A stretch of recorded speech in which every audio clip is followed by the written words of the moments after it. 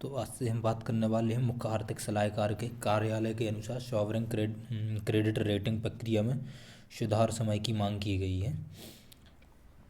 इसमें भी क्या हुआ है, हाल ही में सीए कार्यालय ने सॉवरेन रेटिंग से संबंधित एक रिपोर्ट जारी की है।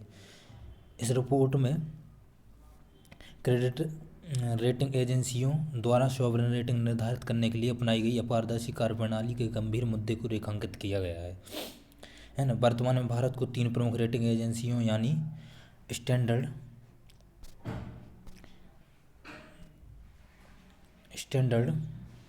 एंड यूअर्स S&P, मूडीज और फिच ने निवेश ग्रेड का दर्जा दिया हुआ है।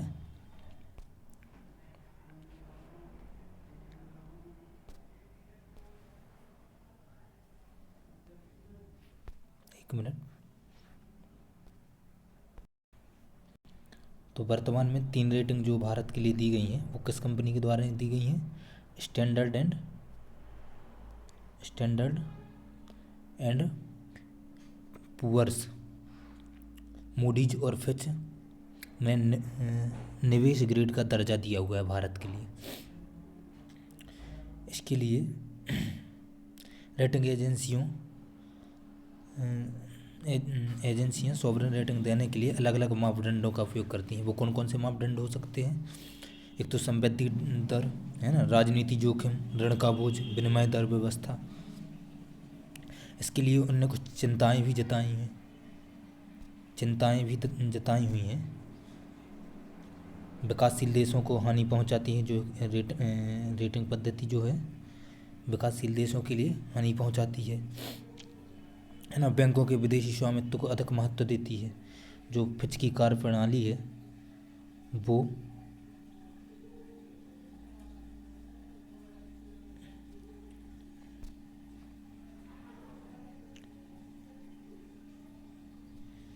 बैंकों के विदेशी स्वामित्व को अधिक महत्व देती है। विकास में राज्य संचालित संस्थाओं की भूमिकाओं की अनदेखी होती है। इस तरह के आकलन में शामिल किए गए विशेषज्ञों का अपारदर्शी तरीके से चयन किया जाता है एजेंसियों द्वारा। प्रत्येक मापदंड के लिए निर्धारित भारांश पर स्पष्टता का अभाव है ना। पिछले 15 वर्षों में भारत की रेटिंग बीबी पर स्थिर रही है। कितने में? 15 वर्षों में, है ना। 15 वर्षों में, पिछले 15 वर्षों में भारत की रेटिंग किस पर? बीबी पर स्थिर रही है। भारत 2008 में 12वीं सबसे बड़ी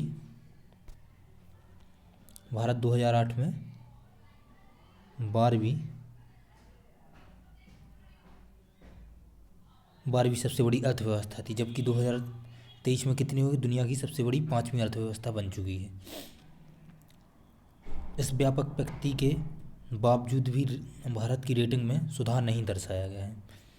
सब्जेक्टिव आकलन उन्नत अर्थव्यवस्थाओं के पक्ष में झुके होते हैं। देशों की शासन व्यवस्था और संस्थागत गुणवत्ता का अनुमान लगाने के लिए CRAS, विश्व बैंक के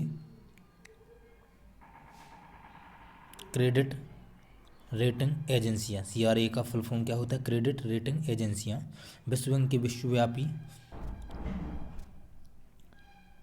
विश्वव्यापी गवर्नेंस संकेतों पर निर्भर करती है ना, अत्यधिक निर्भर करती है। भारत में भारतीय प्रतिभूति और विनिमय बोर्ड सेबी ने क्रेडिट रेटिंग के फर्मों के लिए एक नियामक फ्रेमवर्क लागू किया है। यह फ्रेमवर्क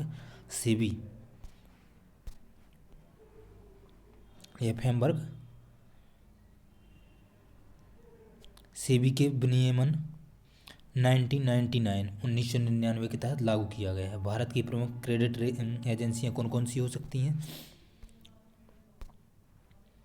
क्रेसिल,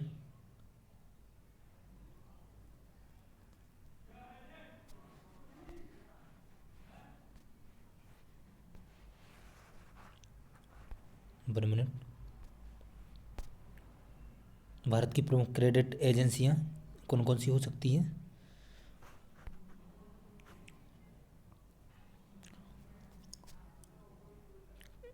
क्रेशियल केयर है ना, ICRA, Acuite ratings, Brickwork rating, India rating and research private limited और Infomerics valuation and rating private limited. इसके बाद अभी चीन में दुर्लभ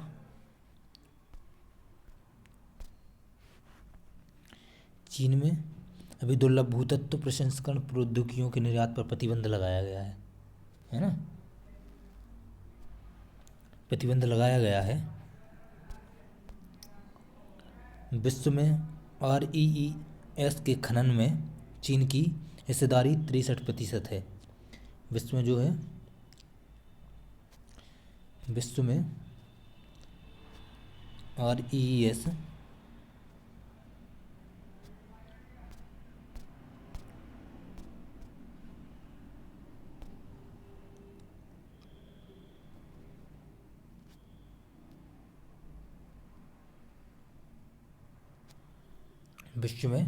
REES के खनन और चीन की हिस्सेदारी 63% है। इसने निम्नलिखित पर प्रतिबंध लगाया है। दुर्लभ भूधातुओं और मिश्र धातुओं सामग्रियों के लिए प्रयुक्त उत्पादन तकनीक, कुछ दुर्लभ भूचुंबक रेयर अर्थ मैग्नेटिक तैयार करने की तकनीक। RES के बारे में वे 17 धात्विक तत्वों का एक समूह है। RES रेयर अर्थ मैग्नेट जो तत्व पर प्रतिबंध लगाया है ना, रेयर अर्थ एलिमेंट पर, वे कितने 17 धात्विक तत्वों का एक समूह है ना। इस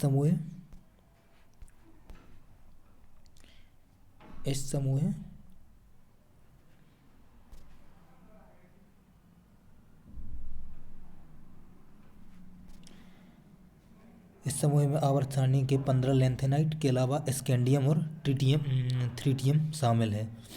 वे भूपर्पटी में अपेक्षाकृत प्रचुर मात्रा में पाए जाते हैं, लेकिन अक्सर पर्याप्त केंद्र समूहों में नहीं पाए जाते हैं। इस कारण वे खनन के लिए अव्यवहार हो जाते हैं।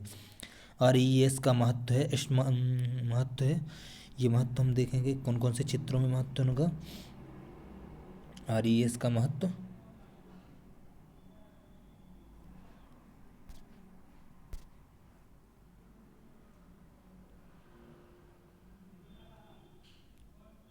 ये स्मार्टफोन चिप्स,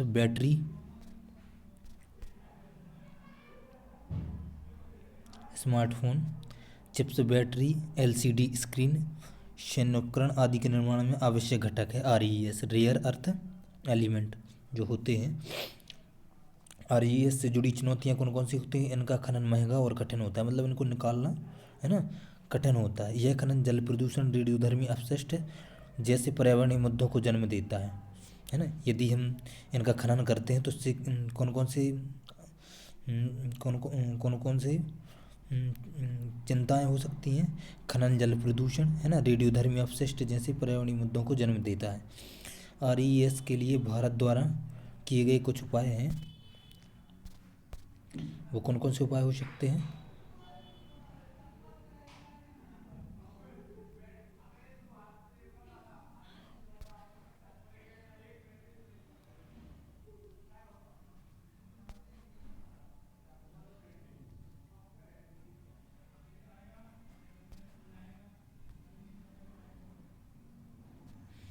RES के लिए भारत के द्वारा किए गए उपाय कौन कौन से हो सकते हैं? ये हो सकते हैं, खान मंत्रालय ने कई दुर्लभ भूतत्वों सहित अर्थव्यवस्था के लिए महत्वपूर्ण 33 खनिजों की एक सूची जारी की है ना। परमाणु ऊर्जा विभाग की एक सफाई इंडियन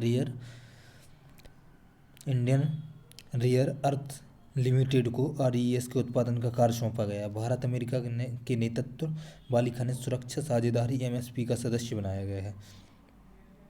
इसका उद्देश्य RES सहित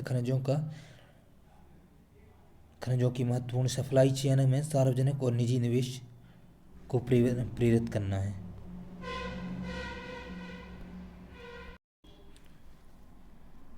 हिंद महासागर नौसेना संगोष्ठी, इंडियन ओशन नेविगेशन 2023 है ना।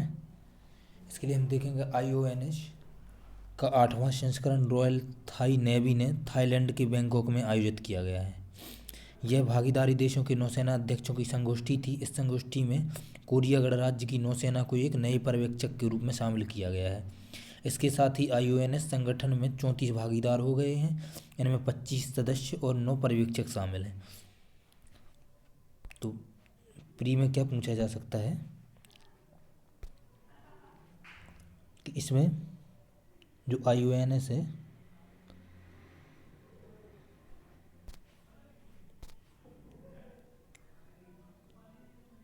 IONS में 25 सदस्य और 9 पर्यवेक्षक शामिल हैं। IONS के बारे में इसका विचार 2008 में भारतीय नौसेना ने रखा था। किसने रखा था? भारतीय नौसेना ने 2008 में भारतीय नौसेना ने रखा था। यह एक स्वैच्छिक पहल है। इसका उद्देश्य हिंद महासागर क्षेत्र के तटीय देशों की नौसेनाओं के बीच समुद्री क्षेत्रों में जुड़े हितों में सहयोग को बढ़ाना है। मतलब हिंद महासागर के जो तटीय क्षेत्र हैं, जिसमें जिन जिन देशों की है ना तटीय देशों की नौसेना सुरक्षा के लिए पहरेदारी कर रही है, उनके जुड़े हितों में सहयोग को बढ़ाना है IONS का मतलब। और 2008 में भारतीय नौसेना ने IONS की स्थापना की थी, है ना, इसका विचार रखा था।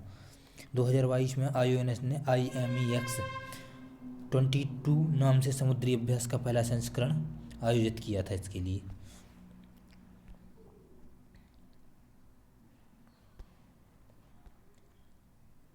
भारत बांग्लादेश पोत परिवहन व्यवस्था। भारत और बांग्लादेश के बीच पोत परिवहन सचिव स्तर पर की वार्ता ढाका में संपन्न हुई। वार्ता के मुख्य बिंदु कौन कौन से थे? नाविकों के लिए वीजा जारी करने की प्रक्रिया को आसान बनाने, तट अवकाश की सुविधा प्रदान करने के लिए, है ना, शोर लीव, और नाविकों के देश प्रत्यावर्तन, है ना, रेपेट्रिएशन पर चर्चा की गई।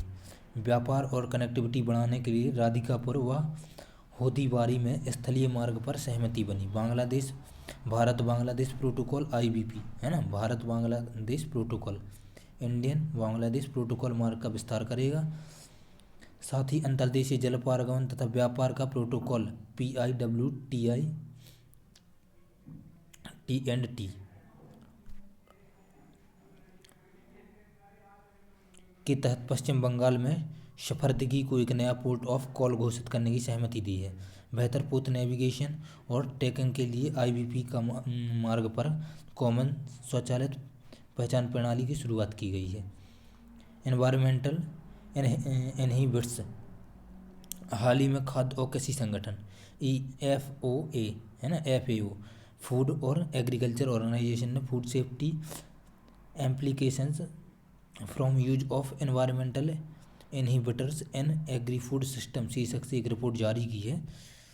एनवायरमेंटल इनहिबिटर्स के बारे में, है ना, जानते हैं ये क्या चीज़ है। ये किसी खाद्य प्रणालियों के पर्यावरण पर हानिकारक प्रभावों को कम करने के लिए उपयोग किए जाने वाले तरीकों में से एक है। ये तरीके निम्नलिखित हैं।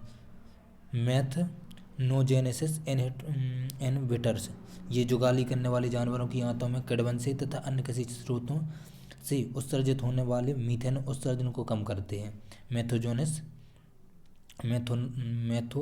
मैथनोजेनेसिस, है ना, धान की खेती व खाद का उपयोग मीथेन उत्सर्जन के मुख्य कृषि स्रोत हैं। नाइट्रोजन इनहिबिटर्स, ये प्राकृतिक प्रक्रियाओं को धीमा करके खेत में से होने वाली नाइट्रोजन हानि को कम करते हैं।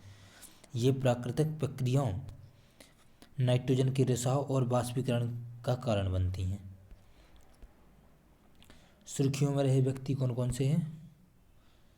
तारकनाथ दास, 1884 से 1998। वे वैश्विक दृष्टिकोण रखने वाले भारतीय क्रांतिकारी थे, है ना। इनका मुख्य योगदान किस किस चीज़ों में रहा है? अनुशीलन समिति के सदस्य थे तारकनाथ दास।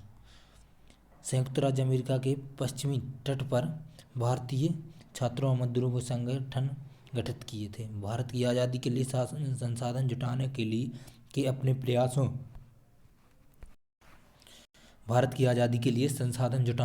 प्रयासों में उन्होंने 4 महाद्वीपों की यात्रा की थी।